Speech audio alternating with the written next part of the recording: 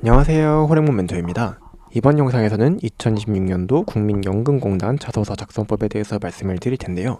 먼저 1번 문항 같은 경우에는 여러분이 역할을 수행하면서 좀 책임감을 발휘했던 경험에 대해서 물어보고 있죠. 근데 우리가 그냥 일을 잘 끝마쳤다라고 해서 책임감이라는 말을 쓰진 않아요. 그래서 제가 책임감이 무엇일까 고민을 해봤는데, 업무를 하다가 약간 되게 어려운 상황이 발생을 했거나 아니 문제가 터진 거야. 근데 그럼에도 불구하고 여러분들이 끝까지 그 업무를 열심히 해내기에 노력해서 성과를 냈다고 하면은 그게 이제 책임감을 가지고 해낸 경험이라고 저는 생각을 했거든요. 그래서 그런 소재를 좀 적어주시면 될 것 같고요. 또 되게 힘든 상황 속에서도 끝까지 이렇게 했다라고 하면은 여러분들이 그렇게까지 열심히 했던 이유가 있을 텐데, 요 이유를 되게 좀 와닿게 솔직하게 진정성 있게 써주시는 게 저는 되게 고득점 포인트라고 생각을 하거든요. 그런 부분들 1번 문항을 신경 써서 적어주시면 될 것 같고요. 들어가야 될 내용은 여기 적혀 있는 거 한번 참고해 보시면 될 것 같습니다. 그리고 2번 문항인데, 여기 이제 구성원들과 관계를 형성하고 조직에 적응하기 위해 했던 노력이라고 얘기를 하고 있죠.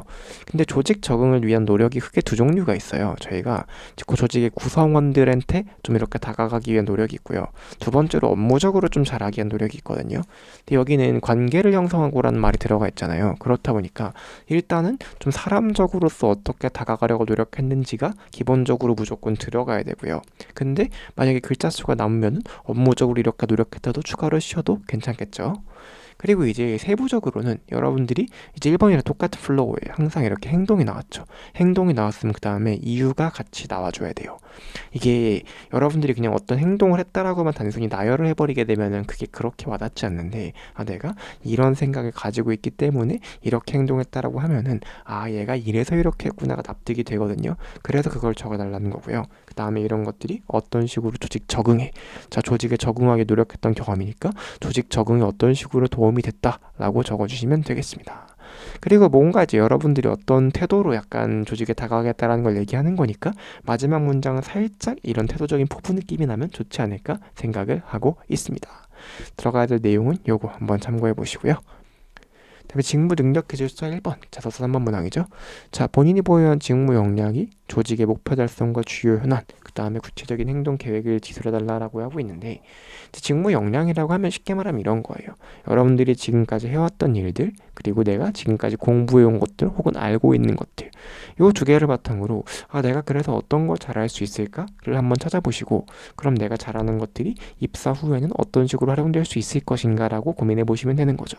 이거를 너무 막 키워드를 생각하지 마시고요. 저는 이런 거 잘할 수 있고 그런 것들이 입사 후에 어떻게 도움이 될 것이다를 그냥 자연스럽게 풀어내는 게 역량이다라고 보시면 될 것 같아요. 그리고 이제 여기 조직 목표 혹은 주요 현안이라고 했으니까 여러분들이 이 직접적으로 문장을 잡아주시면 좋아요. 그래서 쓰시면서 우리의 조직 목표는 이거다. 근데 내가 이러이런 걸 달성하는데 혹은 해결하는데 이러이런 방식으로 좀 기여할 수 있다, 이런 워딩을 직접적으로 좀 잡아주셔야 이제 이걸 읽는 사람도 얘가 내가 물어본 거 써주려고 노력을 했구나 라고 이제 생각을 할 거고요. 그다음에 구체적인 행동 계획이잖아요. 계획이라는 것 좀 미래의 시점이고 내가 무엇을 하겠다거든요. 그래서 이게 딱 보여야 돼요. 저는 이런 계획이 있다. 앞으로 이러이렇게 할 것이다. 입사 후 이러이러한 목표를 가지고 있다. 이런 식으로 얘가 미래에 어떤 것을 할 것이다 라는 게 확 보이게 워딩 잡아주시는 게 첫 파트에선 중요하다라는 거 말씀드릴 수 있겠습니다. 그리고 마지막 문항인데요. 이해관계가 상충하거나 규정에 반하는 요구를 하는 고객 혹은 상대방을 설득해서, 이게 제일 중요하죠. 원칙을 지키면서도 합의를 도출한 경험에 대해 기술해달라고 얘기를 하는데, 여기서 이제 좀 이 문항이 왜 나왔을까 고민했는데, 어쨌든 여러분들이 고객 응대를 가장 메인으로 하시게 될 거예요. 근데 민원 응대를 하다 보면은 사실은 그냥 안 되는 건데 일단 우기고 맨날 전임자 해줬고 막 딴 애는 해줬다 막 이런 얘기 하는데, 그게 막상 이렇게 누가 해주라 누가 해줬어요 이렇게 물어보면 대답을 못 하거든요. 그냥 우기는 경우가 되게 많아요. 근데 이런 사람들을 마주했을 때 여러분들이 좀 어떤 식으로 대처할 것인가를 좀 보고자 하는 것 같거든요. 제가 생각하기에는. 그래서 이런 소재 같은 경우는요, 여러분들이 만약에 고객 응대, 민원 응대 경험이 있다라고 하면 한번 찾아보세요. 그러니까 스스로 한번 생각해보세요. 내가 어떻게 했을 때 저런 상황에서 고객들이 응대가 잘 됐을까?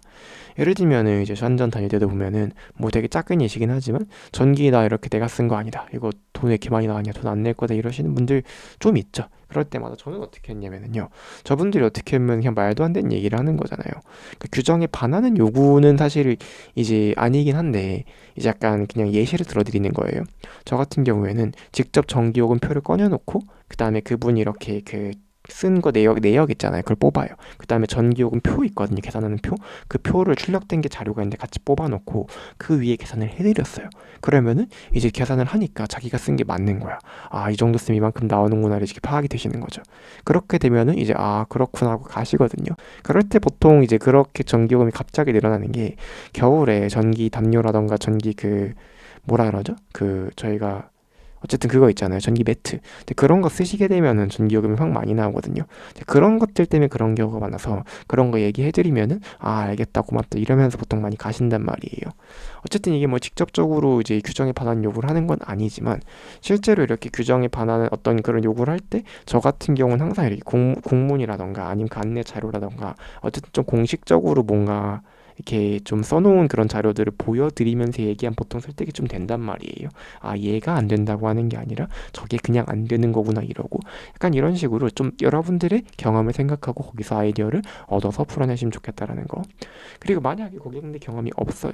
그럼 결국은 이해관계가 상충하는 상대방을 설득한 사례를 쓰시게 될 거예요. 근데 문항에서 원칙을 지키면서도 합의를 도출했던 경험에 대해 기술해달라고 이야기를 하고 있잖아요. 자, 그러면은 결국은 이게 뭔가 나랑 같이 일하는 동료라든가 다른 부서사라 협력업체 기타 등등이 있는데, 그 사람들이 아, 이거 그냥 규정 지키지 말고 대충 합시다 했을 때 내가 그 사람을 설득해서 규정이나 원칙에 맞춰서 좀 수행했던 그런 경험을 찾아주시면 좋을 것 같습니다. 그래서 들어가야 될 내용은 요거 이렇게 참고해 보시고요. 또 제가 국민연금공단 필기 합격하신 분들한테 무료 면접 특강을 제공해 드리던가 아니면 무료 면접 특강을 진행을 직접 할 겁니다. 연금 같은 경우는 아마 이제 직접 할 것 같은데, 자세한 날짜나 그런 것들은 추후에 공유를 해 드릴 거고요. 여기 QR코드 스캔하시면은 제가 운영하는 공기업 취준생 정보 공유방이 나오거든요. 거기 들어와 계시면은 제가 필기 합격자 발표하고 자, 무료 면접 특강 진행하겠습니다. 알려드리도록 하겠습니다. 멘토 오랭문이었습니다.